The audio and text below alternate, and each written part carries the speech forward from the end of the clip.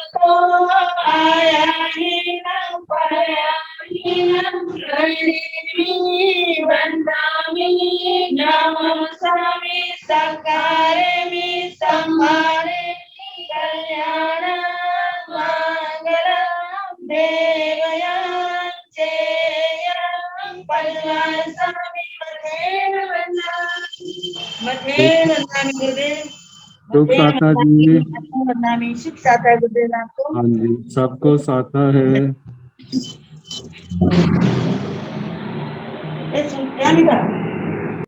आगम वाचना निरंतर व निर्बाध गति से चलती रहे, इस हेतु सभी तपस्वी अपना अपना सहयोग दे रहे हैं। आज की तपस्या उपाध्याय पर्वत अनियोग प्रवर्तक पूज्य श्री कन्हैयालाल कमल के शिष्य तपो केसरी श्री संजय मुनि जी महाराज साहब उपवास। तरुण तपस्विनी महासाध्वी श्री समा जी महाराज साहब उपवास। तप शिरोमणि महासाध्वी श्री सुवर्ता जी महाराज साहब उपवास। ज्ञान दिवाकर साध्वी श्री सोनिका जी महाराज के शिष्य साध्वी श्री रिद्धि जी महाराज साहब आएंगे। हम सभी तपस्वियों के तप की अनुमोदना करते हैं और उनके तप की सुखसाता पूछते हैं। अब हम पूज्य गुरुदेव श्री जी से पर्वत प्रार्थना करते हैं कि आप अपनी अमृतमय वाणी से हमें कृतार्थ करें। पधारे गुरुदेव, मथेन वंदन सुखसाता है गुरुदेव। साता जी गुरुदेव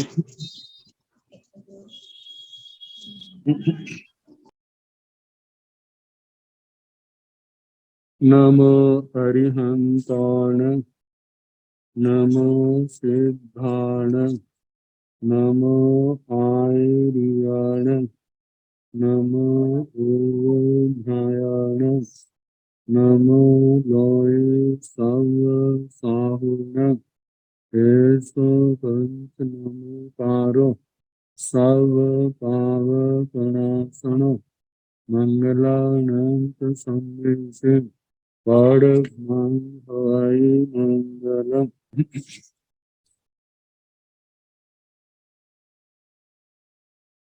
जिन शासन जिन वाणी सदा जयवंत हो, श्रवण संत सदा पवित्र मंगल हो।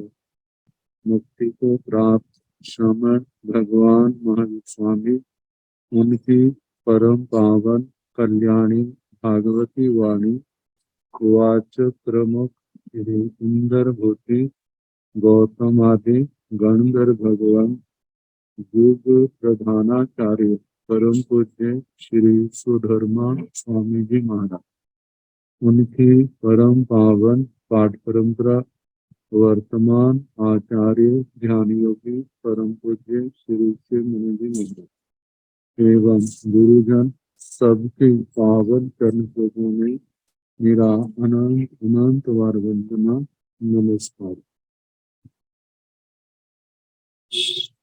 आगम परिषद में विराजमान वरिष्ठ मुनिराज, अन्य मुनिवृंद, परम आदरणीय भगवती स्वरूपा महासाधु, श्री स्थानम सूत्र की वाचना प्रारंभ है। चतुर्थ स्थान का चतुर्थ उपदेशक सुनाया जा रहा। कल आत्मा का पतन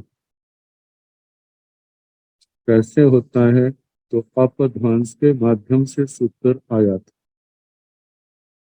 आत्मा की रक्षा के लिए संयमी जीवन अत्यंत उपयोगी। संयमी जीवन में प्रवेश दीक्षा के नाम से कहा जाता है। दीक्षा को ही प्रव्रज्या कहा जाता है। तो प्रव्रज्या के निमित्त भेद उनका वर्णन किया जा रहा। तो कल प्रव्रज्या के पहले 4 भेदों के संबंध में कह रहे थे। चौविहा प्रव्रज्या प्रणता तंजाहा इह लोक परिबद्धा पर लोग परिबद्धा दूहो लोग परिबद्धा अपरिबद्धा। चौविहा प्रव्रज्या प्रणता 4 प्रकार की प्रव्रज्या के ही। तंजाहा जैसे कि इह लोक परिबद्धा इस लोक से प्रतिबद्ध, परलोक परिबद्धा परलोक से प्रतिबद्ध, दूह लोक परिबद्धा द्विदत या उभय लोक प्रतिबद्ध, अपरिबद्धा अप्रतिबद्ध। तो इह लोक प्रतिबद्ध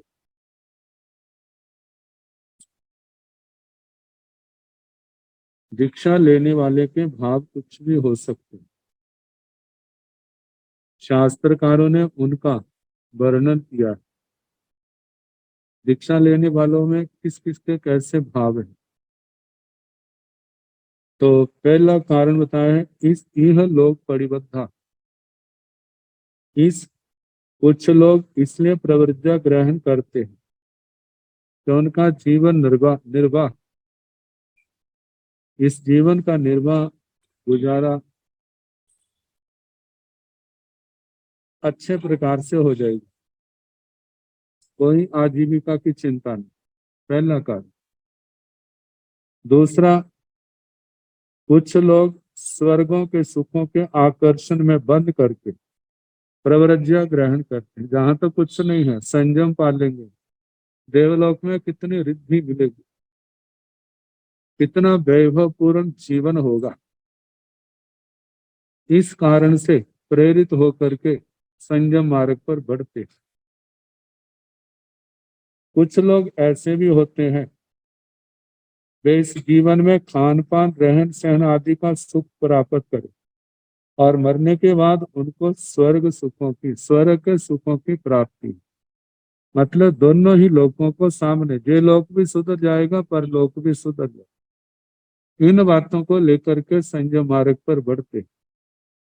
और चौथा कारण बताया जो पूर्णतः निर्दोष है, जो आदर्श रूप है। ऐसे महासत्व साधक जो केवल कर्मों के क्षय के लिए लेते, कर्म निर्जरा, कर्मों के बंधन टूटे और हम इस संसार परिभ्रमण से सदा सदा के लिए मुक्त हो जाए।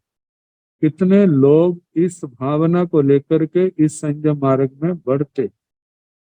तो ये पहले 4 कारण कही, अब इसके आगे 4 कारण और बताए। चौविहा प्रव्रज्या प्रणता तंजहा पूरव परिबद्धा मग्गव परिबद्धा दूहव परिबद्धा अपरिबद्धा। 24 प्रव्रज्या प्रणता 4 प्रकार की प्रव्रज्या कही। तंजहा जैसे कि पूरव परिबद्धा पूरतः प्रतिबद्धा, मग्गो परिबद्धा मार्गतः प्रतिबद्धा, दूह परिबद्धा उभयतः प्रतिबद्धा, अपरिबद्धा अप्रतिबद्ध। पूर्णतः प्रतिबद्धा इस प्रवृज्ञा के संबंध में कहा कि जो प्रवृज्ञा भावी आकांक्षाओं को लक्ष्य में रखकर ग्रहण की जाती है। कुछ मन के अंदर आकांक्षाएं हैं, भावनाएं हैं, चाहनाएं हैं, उनको लेकर के जो इन बातों को लेकर के रखते हैं, उस दीक्षा का प्रवर्ज्य का नाम है पूर्णतः प्रतिबद्धा। अब बताया है जैसे मुझे अच्छा आहार पानी मिलेगा, मतलब खाने पीने की कोई समस्या नहीं होगी, पहली बात। दूसरी बात, संसार अवस्था में मेरे कोई संतान नहीं है, साधु बन जाएगा तो मेरे शिष्य बन जाएंगे, मेरी वृद्धावस्था बड़े आराम से निकल जाएगी। प्रवर्ज्य लेकर कोई ऐसा शिष्य बनाऊंगा जो वृद्ध अवस्था में मेरी सेवा करेगा। प्रवर्ज्य धारण करने के बाद मैं पूजनीय बन जाऊंगा, सब मेरे को मानने लग जाएंगे। इन भावनाओं से प्रेरित होकर के, या ऐसा भी होता है किसी पूर्वज के दीक्षित होने पर बड़े परिवार के बड़े व्यक्ति ने दीक्षा ली है, उनकी सेवा करने वाला कोई नहीं है, मैं दीक्षा ले लूंगा, वैसे सेवा कराएंगे नहीं, दीक्षा ले लूंगा, उनकी सेवा का मौका मिलेगा। इस भावना से प्रेरित होकर के दीक्षा लेते हैं। जो ऐसी दीक्षा है उसको पूर्णतः प्रतिबद्धा कहा जाता। केवल इस जीवन का लक्ष्य है, जिसमें भौतिक भी है, खाना पीना सेवा को लेकर के, और एक है किसी दूसरे की सेवा के निमित्त से दीक्षा ले। वैसे तो मेरे से दीक्षा सेवा करवाएंगे नहीं, मैं दीक्षित हो जाऊंगा, उनका जीवन बड़ा अच्छा है, बड़ा पवित्र है, मैं सेवा करूंगा, मेरे जन्म जन्म के क्लेश मिट जाएंगे, उनका आशीर्वाद मिलेगा। इन भावनाओं से लेकर के जो दीक्षा ले रहा है वो है पूर्णतः प्रतिबद्ध। पहली बातों में स्वार्थ आ जाता है। ये इस जहां पर दूसरे तो जो दूसरा रूप बताया उसमें स्वार्थ से ऊपर उठा है, सेवा के लिए दीक्षा ली। तो ये पहला भेद पूर्णतः प्रतिबद्धा। अब दूसरा है मार्गतः प्रतिबद्धा। जिस प्रवृत्तियां के अनंतर जो छोटे हुए पदार्थ हैं उनके प्रति आसक्ति बनी रहती, जमीन जायदाद के प्रति जो लगाव है वह नहीं टूटता, परिवार के व्यक्तियों से रिश्तेदारों से जो आसक्ति है वह नहीं टूटती। अपने से छोटों को की दीक्षा ग्रहण करते देखकर उनकी आसक्ति के कारण जो दीक्षा ली जाती है वह मार्गतः प्रतिबद्धा दीक्षा कहा जाता कही जाती। तो कहा इसमें कई कारण हैं। एक तो दीक्षा लेने के बाद अपने परिवार आदि के प्रति आसक्ति का होना, और दूसरा है कोई परिवार का व्यक्ति दीक्षा लेता है, मैं इसके बिना कैसे रहूंगा, मैं भी इनके साथ दीक्षा लेता हूं। अब इस रूप में हम दे सकते हैं श्री उत्तराधीन सूत्र में जो भृगु पुरोहित, उनके बच्चे और उनके पुरोहित जी का संवाद, पुरोहित जी दीक्षा के लिए कैसे तैयार हुए, जो बच्चे जा रहे हैं इनके बिना मैं मेरी क्या दशा होगी, मैं परिवार में ऐसे हो जैसे ठूंठ होता है शाखाओं के बिना, जैसे वृक्ष की दशा होती है, ऐसे ही संतान के बिना मेरी दशा होगी। मैंने संसार का सब देख लिया है, अब अच्छा है मैं भी दीक्षा ले लूं।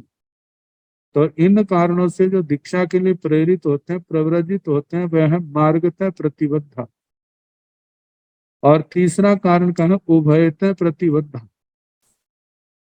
जब दीक्षित व्यक्ति के हृदय में परित्यक्त जो छोटे के पदार्थ हैं, बंधु बांधवों के प्रति आसक्ति बनी रहती है, भविष्य में अनेक पदार्थों शिष्यों की प्राप्ति के लिए आकांक्षा भी बनी रहती है, अपने पूर्वजों संतान आदि के मोह के कारण जो प्रवृत्तियां ली जाती है वह उभयतः प्रतिबद्धा प्रवृत्तियां कही जाती। और चौथा भेदो जैसे पहले चार प्रकार की प्रवृत्तियां बताए उसी से मिलता जुलता है अप्रतिबद्धा प्रव्रज्या, जब प्रव्रजित का हृदय अनासक्त हो जाता है, संसार के पदार्थों से आसक्ति मिट जाती है, अंतःकरण में विवेक की ज्योति जग जाती है, वो माया का परित्याग कर देता है, केवल आत्म कल्याण के लिए, कर्मों का क्षय करने के लिए मोक्ष मार्ग पर वो बढ़ता है। और ऐसे प्रव्रजित की प्रव्रज्या को अप्रतिबद्धा प्रव्रज्या कहा जाता है, जिसमें संसार का कोई व्यक्ति नहीं है, संसार की कोई कामना नहीं है, दीक्षा के पीछे केवल अपनी आत्म कल्याण की भावना है, संसार सागर को पार करना है, जन्म मरण के बंधनों को काटना है, कर्मों के बंधनों को तोड़ना है, इसलिए संयम और तप की आराधना करनी है। इन भावों को लेकर के जो इस मोक्ष मार्ग पर आया है, उसके लिए अप्रतिबद्धा प्रव्रज्या का नाम दिया है। अब इसके आगे चौवीहा पवज्जा प्रणता तन जहा ओ वाय पवज्जा अखाय पवज्जा संगार पवज्जा विहग गई पवज्जा। चौवीहा पवज्जा प्रणता चार प्रकार की प्रव्रज्या कही है। तन जहा जैसे कि ओ वाय पवज्जा अवपात प्रव्रज्या, अवपात प्रव्रज्या। दूसरा है अखाय पवज्जा आख्यात प्रव्रज्या। तीसरा है संगार पवज्जा संगार प्रव्रज्या। विहग गई पवज्जा विहग गति प्रव्रज्या। इन चार प्रकार की दीक्षाओं का स्वरूप बताया। पहली है अवपात प्रव्रज्या, जो प्रव्रज्या किसी स्थविर तपस्वी ज्ञानी एवं रोगी गुरु की सेवा करने के उद्देश्य से ली जाती, वह अवपात प्रव्रज्या कहलाती है। जैसे कि यदि मैं इनकी सेवा करूंगा, इससे इनको समाधि की प्राप्ति होगी, इस प्रकार के प्रव्रजित के हृदय में गुरु सेवा की प्रबल भावना हुआ करती। इसी भावना से भावित प्रव्रज्या को अवपात प्रव्रज्या कहा जाता है। पहले तो जो भावना होती है मेरे को दीक्षित की सेवा का लाभ मिलेगा, जब गुरुजनों के चरणों में दीक्षित हो जाते हैं, शास्त्र पढ़ते हैं, तो उसके साथ उसकी भावना में और निर्मलता आती है। केवल मेरे को इनकी सेवा ही नहीं करनी, इसके साथ साथ मैं विशुद्ध हृदय से संयम तप की आराधना करूंगा, इनकी व्यावृत्ति करूंगा, मेरा संसार सीमित होगा, मेरे कर्मों के बंधन टूट जाएंगे, मैं इस संसार सागर को पार कर जाऊंगा, संसार के समस्त क्लेशों के लिए जन्म मरण से सदा के लिए मुक्त हो जाऊंगा। तो ये पहला अवपात प्रव्रज्या है। और दूसरा है आख्यात प्रव्रज्या, जो प्रव्रज्या धर्मोपदेश या शास्त्र श्रवण से ली जाती है, महापुरुषों की प्रेरणा से ग्रहण की जाती है, उसे आख्यात प्रव्रज्या कहा जाता है। जैसे उत्तराधीन सूत्र के 25वें अध्ययन में श्री जय घोष मुनि और विजय घोष जी का संवाद आता है। जब उस भाई ने पहचान लिया, जान लिया और ये भी जान लिया कौन व्यक्ति अपने आप को तरने में और तारने में समर्थ है, फिर उसके बाद अपने भाई को उसने आहार आदि की बेनती की है। तो भाई ने कहा मैं इसके लिए नहीं आया, मैं आया हूँ कि आप संसार के अंदर ना भटकें, संसार को पार कर जाएं। जैसे मैं संसार को तर रहा हूँ, ऐसे आप भी संसार को पार करें। तो भाई के इस प्रेरणा से उन्होंने संयम मार्ग दिया और दोनों ने कर्म क्षय करके सिद्ध गति को प्राप्त किया। ये आख्यात प्रव्रज्या। तीसरा है संगार प्रव्रज्या, जो प्रव्रज्या किसी संकेत से प्राप्त की जाती है। जैसे मैतारे ने की, मैतारे मुनि का वर्णन आता है। जैसे पूर्व जन्म में दो देवता थे, भगवान के चरणों में पहुंचे, कौन दुर्लभ बुद्धि है कौन सुलभ बुद्धि है। तो मैतारे मुनि का जो जीव था उसके प्रति भगवान ने इशारा करके कहा जो दुर्लभ बुद्धि है, दूसरा सुलभ बुद्धि है। अब दुर्लभ बुद्धि दोनों बहुत दुख हुआ, अपने साथी देवता को कहा कि देखो मैंने कैसे पाप कर्म किए हैं। तो उसने हौसला दिया, अरे भगवान ने दुर्लभ बुद्धि कहा है, ये तो नहीं कहा कि हम अभव्य हैं। यह है बोध तो होगा लेकिन मुश्किल से होगा। कहते ठीक है, हमारा स्नेह है, इस स्नेह को पूर्ण करने के लिए मेरे को आप वचन दें, अगले जन्म में आकर के आपने मेरे को प्रति वो देना। वचन दिया और आने वाले जन्म में जब वो साथी देवता जो दुर्लभ बोधि था आगे चल करके जन्म हुआ, अनेक प्रकार के उतार चढ़ाव जीवन में आए और देवता जो है अनेक रूपों में आकर के उस आत्मा को प्रतिबोध देता है। आखिर प्रतिबोधित किया और उसने दीक्षा ली और आने वाले संजम समय में कर्म क्षय करके सिद्ध गति को प्राप्त हुए। तो इस प्रकार ऐसी प्रवृत्तियां जो है वो संगार प्रवृत्तियां है। और इसका दूसरा रूप ये भी है, यदि तुम प्रवृत्तियां ग्रहण करोगे तो मैं भी प्रवृत्तियां ग्रहण करूंगा। ऐसे जो एक दूसरे को कह करके दीक्षा ली जाती है और एक को कहा तुम प्रवृत्तियां लोगे तो मैं भी लूंगा, तो दूसरा सोचता बड़ा अच्छा निमित्त मिला है, इसने कहा है तो मैं क्या करूंगा, प्रवृत्तियां लूंगा। तो दोनों ने ही क्या कर ली, प्रवृत्तियां ले ली। जैसे कहा रामायण के अंदर वर्णन आता है, वज्रबाहु अपनी पत्नी और पत्नी के भाई के साथ ससुराल से अपने घर की ओर जा रहे थे। तो मार्ग में क्या देखा, एक पर्वत की चोटी के ऊपर संत आतापना ले रहे। मन के अंदर धर्म का बहुत उल्लास भावना पैदा हुई, बड़ी खुशी हुई, सोचा चलो संतों के दर्शन करते हैं। तो जो साथी थे उनको कहा कि संत हैं, हम दर्शनों के लिए जाएंगे। सब दर्शनों के लिए चल पड़े। जब दर्शनों के लिए चले हैं तो रास्ते में उसकी पत्नी के भाई ने कहा मजाक करते हुए कि आपकी इतनी धर्म भावना कितना अच्छा हो, आप दीक्षा ले लें। तो उसने कहा ठीक है, और साथ में ये कह दिया हमारी बहन की चिंता ना करना।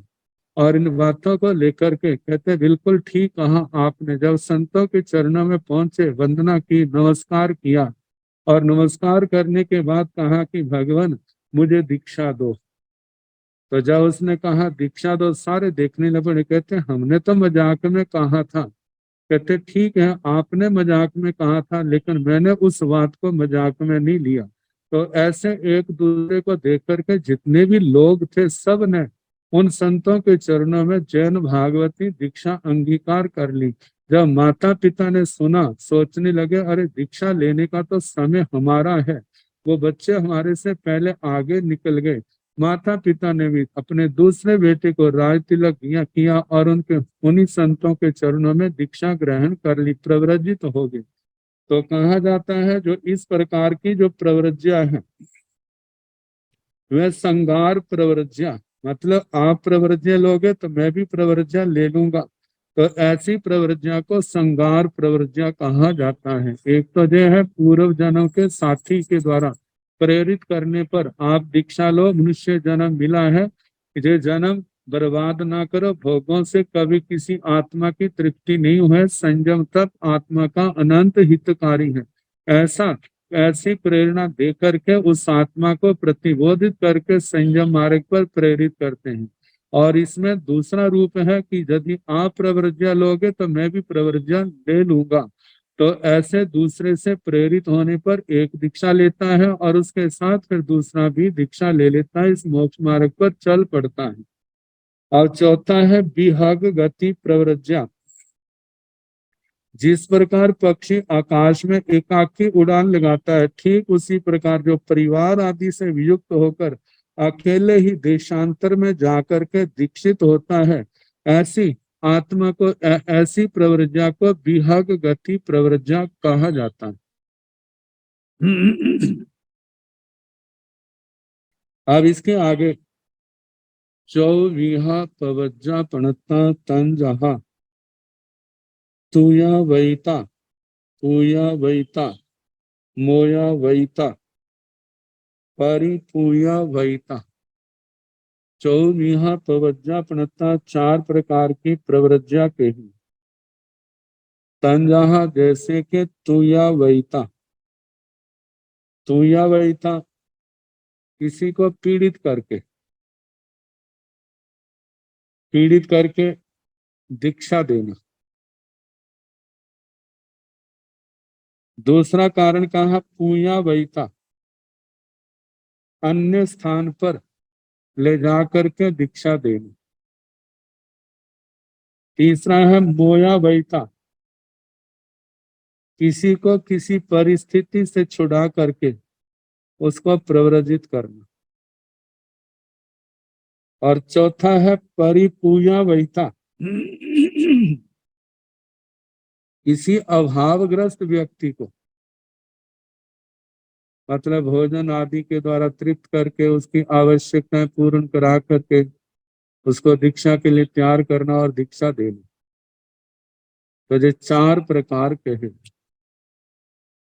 तो जिसमें पहला कहा तोदयित्वा प्रव्रज्या, किसी के द्वारा व्यथा उत्पन्न कराकर जो दीक्षा दी जाती है वह तोदयित्वा प्रव्रज्या कहलाती है।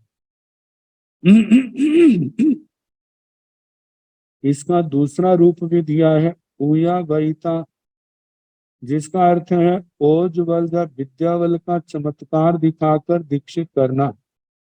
ऐसी दशा में प्रव्रज्या को ओजयित्वा प्रव्रज्या कहा जाता है। इतिहास में एक प्रसंग आता है। राधा एक आचार्य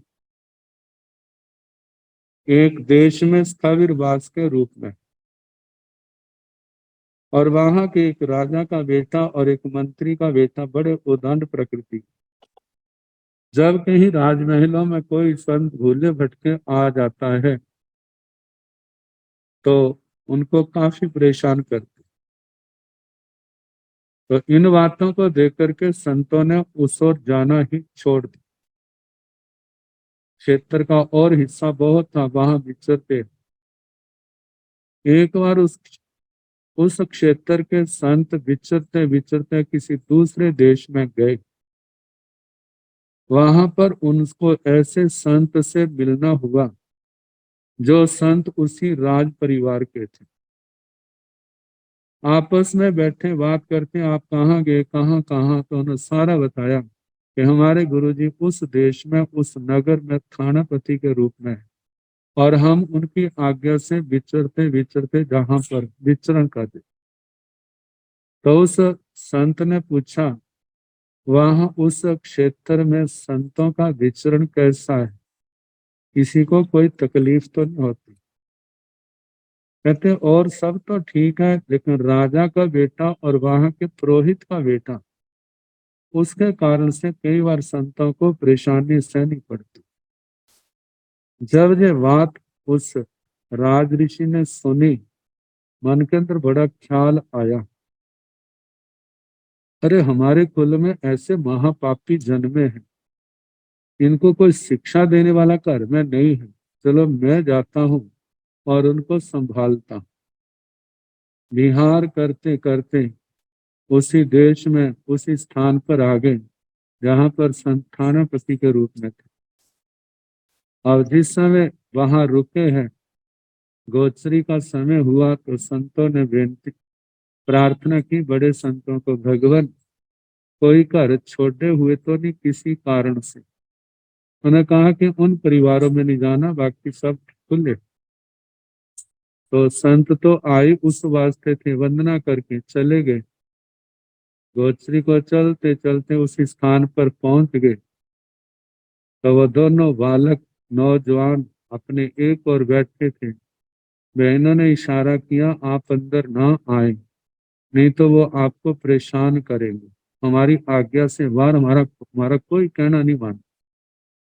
लेकिन उन्होंने ऐसे कुछ आवाज की, मतलब कि अपना डंडा था उसको पक्के फर्श पर मारा, जिसकी आवाज हुई, उस आवाज को सुन करके दोनों ही बाहर आकर के उन्होंने बनावटी विनय की और संत को एक और ले गए और वो मजाक करने लगे। संत सुनते रहे। आखिर वो संत दोनों राजकुमार और पुरोहित पुत्र कहने लगे कि महाराज आप गाना जानते हैं? कहते हैं आप नाचना जानते हैं? कहते हैं जानता हूँ। कहते हैं नाच के दिखाओ। कहते हैं नाच के, अकेला नाच, थोड़ा गाना भी तो साथ में होना चाहिए। कहते हैं हम गाएंगे। आप कहने लगे गाओ। जब गाने लगे तो संत ने उनके गाने में अनेक दोष निकाले। जब दोष निकाले तो दोनों के राजपुत्र पुरोहित को क्रोध आ गया और वो संत को मारने भागे। जब मारने भागे तो उस संत ने शरीर से बलिष्ठ होने के कारण दोनों को पकड़ करके, कथाकार कहते हैं, उनके अंग अंग को ढीला बना दिया और वो जमीन के ऊपर ऐसे पड़े, केवल उनका आंखें घूम रही, बाकी सब शरीर जो है शिथिल पड़ा। संत वापिस आ गए, अपने स्थान में स्वाध्याय आदि में लग गए। जब परिवार के लोगों ने देखा उनकी दशा को तो बड़ा दुख हुआ। राजा को पता कराया। जब राजा को पता कर, कहते कौन आया था? कहते संत आए थे। अब उस स्थानक में जहां पर संत रुके थे वहां आए आचार्य जी के चरणों में। कहते महाराज कोई राजभवन में संत गया था। कहते हमारे तो कोई नहीं जाता। कहते कोई गया हो? कहते पता नहीं, वो एक नए मेहमान संत आए, हम गए। जब उनके पास आए, वंदना की तो वंदना करके पहचान लिया, ये तो हमारे बड़े परिवार के। उन्होंने क्षमा मांगी कि महाराज उन बच्चों को क्षमा कर दो।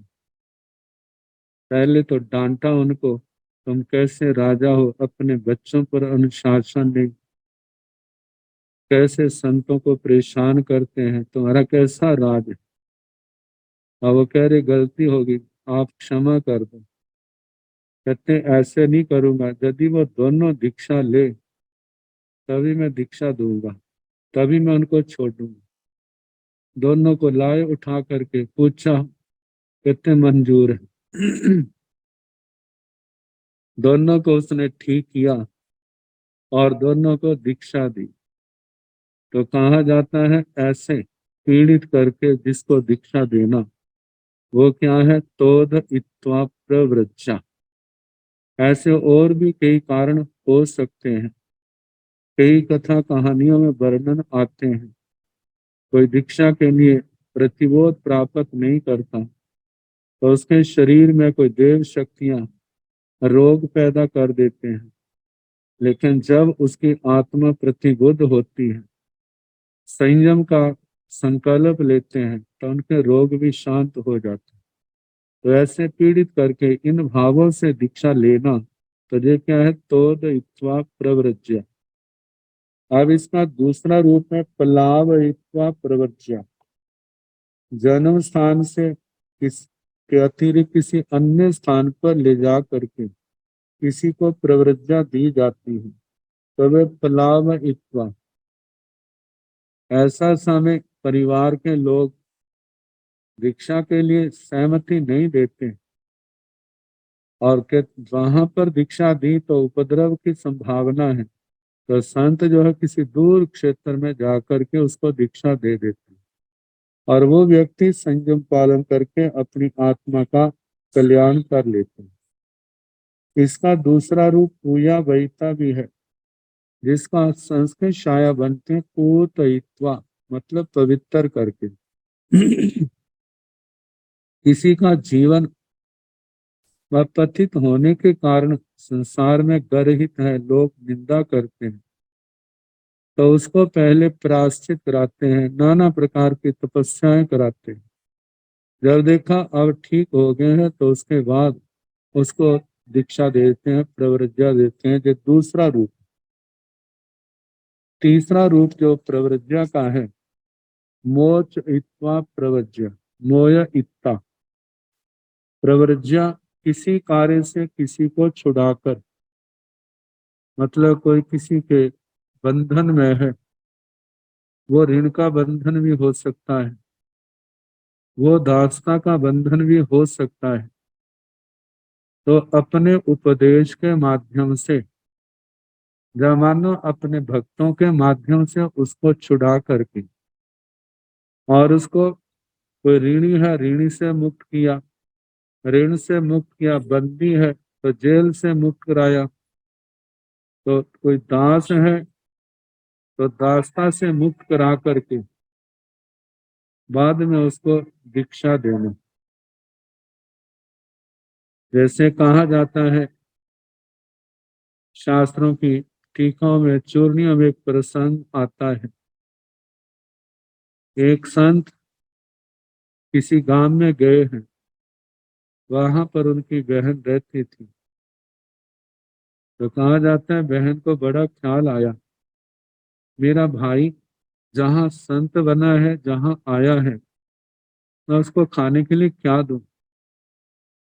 तो किसी के घर से लेकर के आई है उधार रूप में, और वो उसने बना करके संतों के पात्र में डाला। संतों को नहीं पता, संत चले गए, लेकिन ऐसे कर्मों की गति जो ऋण के रूप में लिया था वो वापिस नहीं कर सकी। और बढ़ते बढ़ते एक दिन उस बहन को उस परिवार की दासी के रूप में आना पड़ा। जब दोबारा संत उस गांव में आए और अपनी बहन की उस दशा को देखा तो बड़ा ख्याल आया कि इनकी दास वृत्ति का कारण मैं बनूं। तो उन्होंने उस परिवार को प्रतिबोध दिया, प्रतिबोध दे करके उनको धर्म के क्षेत्र में लगाया और धर्म का उपदेश दे करके और उनको समझाया कि यदि ये बहन दीक्षा ले तो आपने रोकना नहीं, यदि हमारा दीक्षा लेती है तो हम इसको मुक्त करके उन्होंने मुक्त कर दिया। और उसके बाद साधुओं के पास उस बहन को दीक्षा दिला दी। तो ऐसा वर्णन आता है कि किसी को बंधन से छुड़ा करके दीक्षा देना वह मोच इत्वा प्रव्रज्या कही जाती है। चौथी प्रव्रज्या है परिकुलुत इत्वा प्रव्रज्या। कोई अभावग्रस्त है, दुखी है, तो कहते हैं किसी गरीब को घी आदि से परिपूर्ण भोजन पदार्थों द्वारा परितुष्ट करके, संतुष्ट करके, उसके अभाव को परिपूर्ण करके जो दीक्षा दी जाती है वह परिपुलुत इत्वा प्रव्रज्या कही जाती है। अब इसके आगे कहा है चौविहा पवज्जा पणता तन जहा नड खाइया, भड़ खाइया, सिंह खाइया, सियाल खाइया। चौविहा पवज्जा पणता, चार प्रकार की प्रवृत्तियां कही है तन जहा जैसे कि नड खाइया, नट खादिता, भड़ खाइया, भट खादिता, सिंह खाइया, सिंह खादिता, सियाल खाइया, श्रृगाल खादिता। तो इस दीक्षा के संबंध में कहा है कि जीवन निर्वाह कौन साधु बनकर के कैसे अपना जीवन निर्वाह करता है, उस जीवन निर्वाह को देख करके शास्त्रकारों ने उसका वैसा ही नाम दे दिया। तो पहला है नड खाया, नट खादिता प्रव्रज्य। नट जैसे नट विद्या दिखा करके दर्शकों को मुग्ध करके अपना जीवन निर्वाह करता है, वैसे ही जो साधु जो वैराग्य से रहित हैं, अपने अंदर वैराग्य नहीं है, संयम तप के प्रति वो लगाव नहीं है, तो उससे वैराग्य से रहित अवस्था में केवल जनता के मनोरंजन के लिए, मतलब के अपने अंदर वैराग हो, जनता को प्रतिबोध हो, व्याख्यान आदि सुन करके और वो धर्म मार्ग के प्रति प्रवृत्त हो, ऐसी भावना नहीं, केवल जनता के मनोरंजन के लिए कथा व्याख्यान आदि करते हैं। और कथा व्याख्यान के द्वारा जो कुछ लोगों से मिलता है, आहार आदि का सेवन करते हैं, तो कहा जाता है ऐसे लोगों की प्रवृत्तियों को नट खादिता प्रवृत्तियां कहा जाता है। और दूसरा है भट्ट खादिता प्रवृत्तियां। जैसे भट्ट योद्धा व्यक्ति शारीरिक परिश्रम से या दूसरों पर अपनी शक्ति का प्रभाव रोब जमा करके दिखा करके जीवन निर्वाह करता है, वैसे ही जो साधु सेवा आदि कार्य करके तथा विद्या तप शाप आदि का भय दिखाकर जीवन निर्वाह करता है, उनकी प्रवृत्तियां जो है वो भट्ट खादिता प्रवृत्तियां कही जाती है।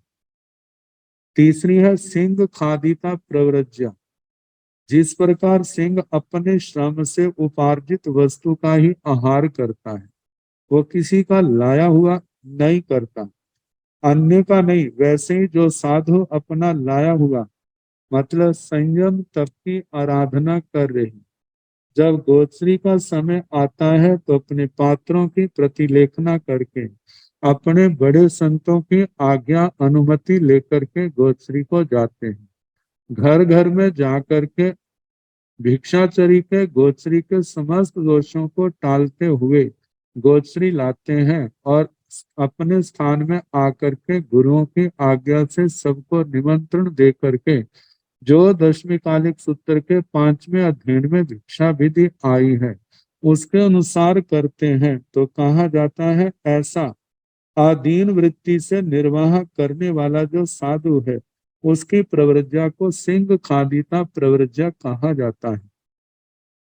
और चौथा है श्रीगाल खादिता प्रवृत्तिया, जो साधु पर मुखापेक्षी है, आलसी है, प्रमाती है, दीन है, खुशामदी है और दीन वृत्ति वाला है, ऐसे की प्रवृत्तियां को श्रीगाल खादिता कहा जाता है कि उसकी प्रवृत्तियां श्रीगाल खादिता है।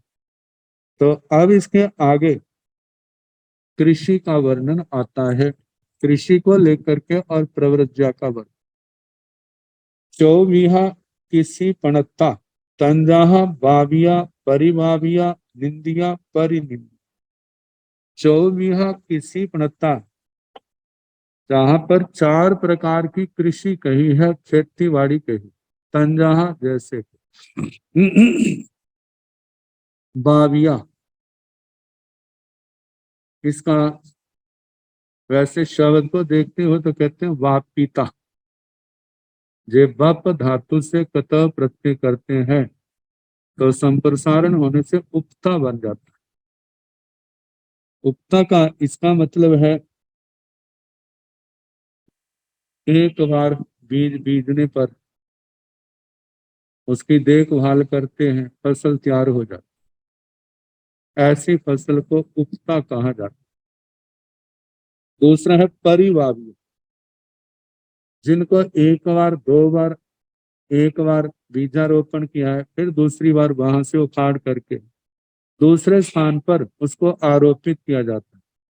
जैसे धान की खेती होती है, चावलों की, पहले तो उसको एक जगह पर बीजा जाता है, जब अंकुरित होकर के पौधे थोड़े बड़े होते हैं फिर उसके बाद वहां से उखाड़ करके खेतों में दूसरे स्थान पर उनको आरोपित किया जाता है। ऐसी जो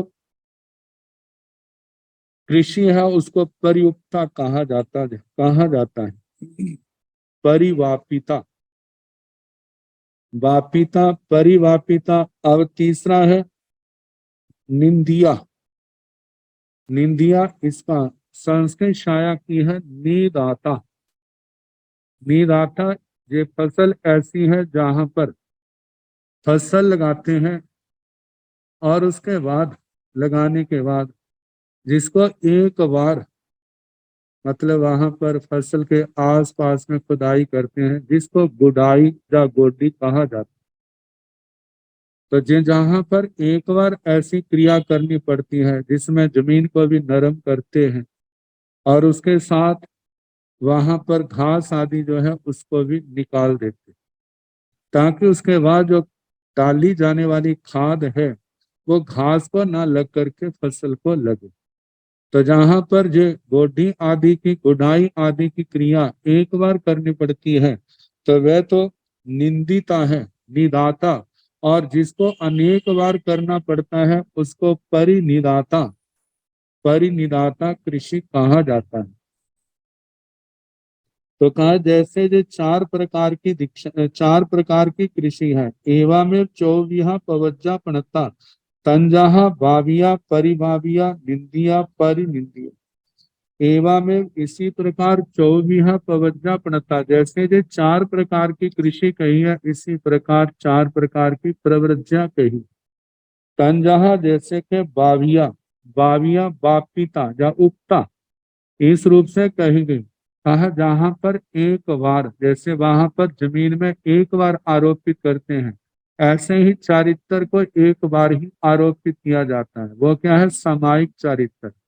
तो सामायिक चारित्र जैसे भरत इरावत क्षेत्र में बीच के 22 तीर्थंकर भगवान हैं, उनके शासन में सामायिक चारित्र दिया जाता है और आजीवन वही रहता है।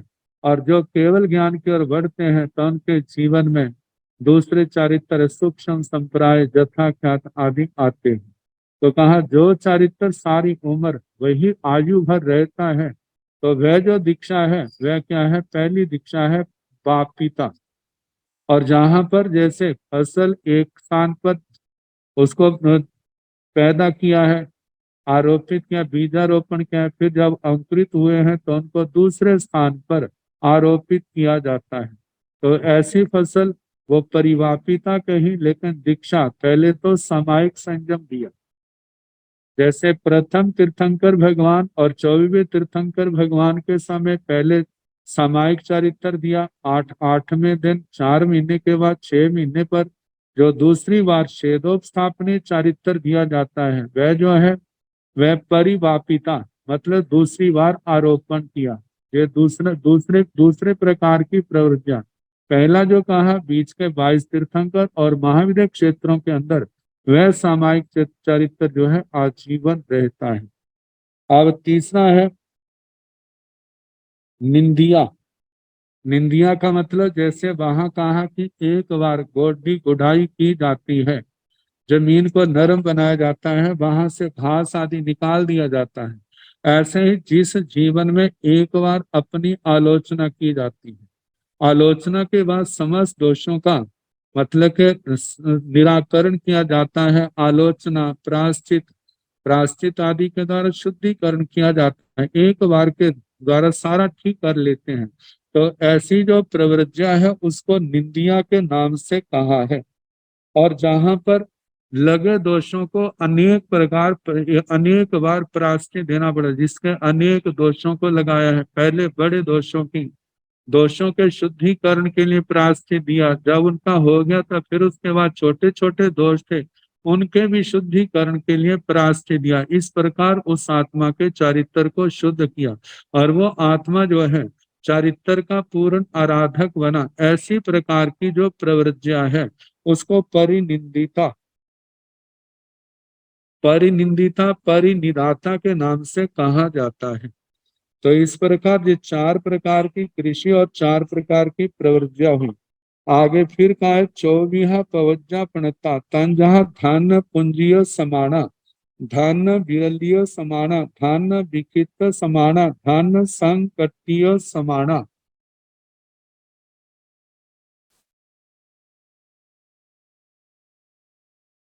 24 पवज्जा प्रणता 4 प्रकार की प्रवृत्तियां कही है। तन जहाँ जैसे कि धन पुंजियो समाना, धान्य पुंजित समान। दूसरा है धान्य विरलीय समाना, धान्य विरेलित समान। आगे धान्य विक्षिप्त समाना, धान्य विक्षिप्त समान, धान्य संकटीय समाना, धान्य संकटीय, धान्य संकर्षित समान। ये 4 प्रकार की प्रवृत्तियां कही। जैसे धान्य के पहले 4 रूप दिए, फिर उसी प्रकार आगे संयम के प्रवृत्तियां के 4 रूप दिए हैं। पहले तो कहा कि जिस समय किसान लोग अपनी पक्की फसल को लेकर के एक स्थान पर इकट्ठा करते, जैसे गेहूं को काटा जाता है, इकट्ठा किया जाता है, फिर वहां खेतों से उठा करके खलिहान में लाया जाता है। खलिहान में ला करके अब उनको जो है अपनी अपनी, आजकल तो मशीनों के माध्यम से होता है, पुराने समय में बैलों के द्वारा उनके पैरों के नीचे डाल करके उनको क्या करते हैं, उनका मर्दन किया जाता था। अब जिसके कारण से अब उसके अंदर जो घास रूप है वो अत्यंत छोटे छोटे तूड़ी के रूप में, वह तूड़ी का रूप धारण कर लेता, और उसके बजाय जब बारीक रूप में हो जाते तो फिर उस अनाज से और दानों जो अनाज है और घास है उनको अलग अलग किया जाता। आजकल तो मशीनों के माध्यम से हवा छोड़ करके अलग अलग कर देते हैं, लेकिन पुराने जमाने में लोग ही हवा जब चलती तो उसको ऊपर हाथों से उठा करके उसको नीचे गिरा जाता, जो घास है हल्का होने के कारण हवा से दूर गिरता, और जो अनाज है वो भारी होने के कारण से वो पास में ही गिरता। तो इस प्रकार के अलग हो जाते। तो बार बार की प्रक्रिया के द्वारा जब अनाज से घास को अलग कर दिया जाता है और अनाज जो है केवल एक एक दाना जो है वो है, और उसके अंदर कोई विजातीय द्रव्य नहीं है। विजातीय द्रव्य ना घास है, ना मिट्टी है, ना कंकर है, केवल अनाज के कण है। तो कहा जाता है वो क्या है, विशुद्ध अनाज है। और दूसरा जो है, तो कहा कि एक तो वह विशुद्ध अनाज है, दूसरा है धान्य बिरलीय समानम। एक ऐसा है जिसके वह अनाज जिसके अंदर अभी घास के, मिट्टी के, कंकर के और उसके साथ में कहा लकड़ियों के अंश उसके अंदर मिले हुए, उसको शुद्धिकरण की जरूरत है। तो दूसरा कहा कि एक ऐसे जो अनाज की स्थिति है। तीसरी स्थिति वह है कि जिसके द्वारा पशुओं के पैरों के नीचे मसला करके, मतलब कि जिसमें जो है घास और अनाज हैं तो इकट्ठे, लेकिन अनाज जो है एक प्रकार से घास से अलग हो गया है, लेकिन वो घास से अलग, तूड़ी से अलग नहीं हुआ है। एक जे तीसरी अवस्था है। चौथी अवस्था वह है कि खलिहान में उस खेतों से फसल को काट काट करके खलिहान में इकट्ठा कर दिया है, लेकिन अभी पशुओं के पैरों के माध्यम से, पैरों के द्वारा उसको मसलाया नहीं गया, जिसके कारण से वो अनाज जो है वह घास से अलग नहीं हुआ। नहीं तो ये चौथा रूप है। तो कहा जाता है कि ऐसे जैसे ये चार प्रकार की अवस्था है उस अनाज की, एक तो पूर्ण विशुद्ध है, एक ज्यादा विशुद्ध है, एक तो घास से मिला जुला है, लेकिन एक ऐसा है जिसके जिसके अंदर अनाज निकालने की सारी प्रक्रिया करनी शेष है। तो बताया जाता है जैसे ये चार प्रकार की ये अनाज की प्रक्रिया है, ऐसे प्रवृत्तियां भी चार प्रकार की होती है। तो इसका वर्ण क्या, धान्य पुंजित प्रवृत्तियां। जो अनाज खलिहान में रखा हुआ सब तरह से साफ किया हुआ है, केवल विशुद्ध धान्य ही धान्य है, उसे धान्य पुंज कहते हैं। उसी प्रकार जिसका चारित्र दोष एवं अतिचारों से सर्वथा रहित, पहले तो अपने जीवन में दोषों का, अतिचारों का, व्यतिक्रम, अतिचार, अनाचार, इनका कोई सेवन नहीं है। मानो जाने अनजानेपन में कहीं पर सेवन हुआ है तो अपने गुरुजनों के आगे, आचार्य आदि मुनियों के, महापुरुषों के चरणों में आकर के जिसने अपनी आलोचना करके उन समस्त दोषों का प्रायश्चित के माध्यम से शुद्धिकरण कर लिया है, तो जैसे वो अनाज शुद्ध है ऐसे उनका चारित्र भी शुद्ध है। ऐसे व्यक्ति की जो प्रवृत्तियां है, पहली प्रवृत्तियां के समान है धान्य पुंजित समाना। जैसे वहां पर धान्य पूर्ण शुद्ध रूप है, ऐसे जहां पर उनका ज्ञान, दर्शन, चारित्र, तप जो है ये पूर्ण विशुद्ध रूप से है। और दूसरा है धान्य विरेलित प्रवृत्तियां, जो धान्य भूसे के अंश वाला, एक बार उड़ावनी से शुद्ध होने वाला है, उसे धान्य बरेली कहते हैं। इसी प्रकार जिसके चारित्र में अतिचार या दोष सूक्ष्म रूप से मिश्रित है, सर्वथा विशुद्ध संयम नहीं है, एक बार के थोड़े से उपदेश या शिक्षा से, साधारण प्रायश्चित से जिनकी दोषों का निराकरण होता है, शुद्धि हो जाती है, ऐसी प्रवृत्तियां को धान्य विरेलित समाना मतलब प्रवृज्या कहा जाता है। और तीसरा है विक्षिप्त धान्य प्रवृज्या, बैलों के खुरों से मर्दित, इधर उधर बिखरा हुआ, कंकर, भूसे आदि से मिश्रित, जिसे साफ करने में पर्याप्त समय लगता है, ऐसे धान्य को विक्षिप्त धान्य कहा जाता है। इसी प्रकार जिस प्रवृत्तिया में अतिचार आदि दोषों की बहुलता पाई जाए, ऐसे चरित्र या प्रवृत्तिया को विक्षिप्त धान्य प्रवृत्तिया कहा जाता है। और चौथा है धान्य संकटिता प्रवृत्तिया, खेतों से काटकर खलिहान में लाकर लगाए हुए फसल के ढेर को धान्य संकटित कहा जाता है। वह कूड़े करकट से युक्त होने से बहुत समय और बहुत परिश्रम करने के बाद अपने शुद्ध और साफ सुथरे रूप में आता है। इसी प्रकार जो प्रवृत्तियां ऐसे अत्यधिक दोषों से युक्त है, जिन्हें हटाने के लिए दीर्घ समय, कठिन तपस्या, अति परिश्रम की आवश्यकता रहती है, ऐसी जो प्रवृत्तियां है उसको धान्य संकटित प्रवृत्तियां के नाम से कहा जाता है। तो इस प्रकार ये सारा प्रवृत्तियों का वर्णन हुआ। अब इसके आगे संज्ञाओं का वर्णन आएगा, तो उनके संबंध में फिर जैसे समय होगा कराने का प्रयास किया जाएगा।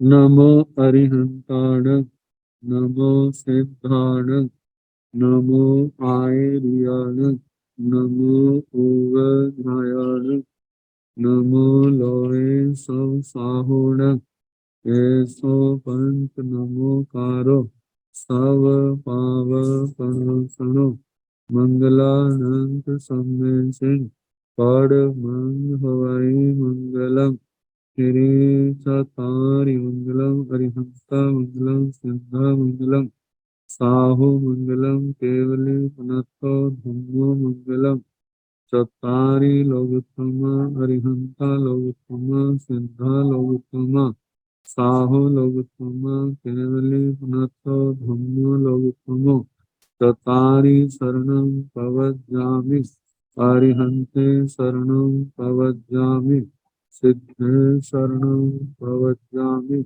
साहु शरणं प्रवज्जामि, केवली पुनतं धम्मं शरणं प्रवज्जामि, चार शरणे सुख करने दुख करने मंगल करने और शरणानिधि कोय, जो भव प्राणी आश्रय, सबको यथा योग्य वंदना सुख सब।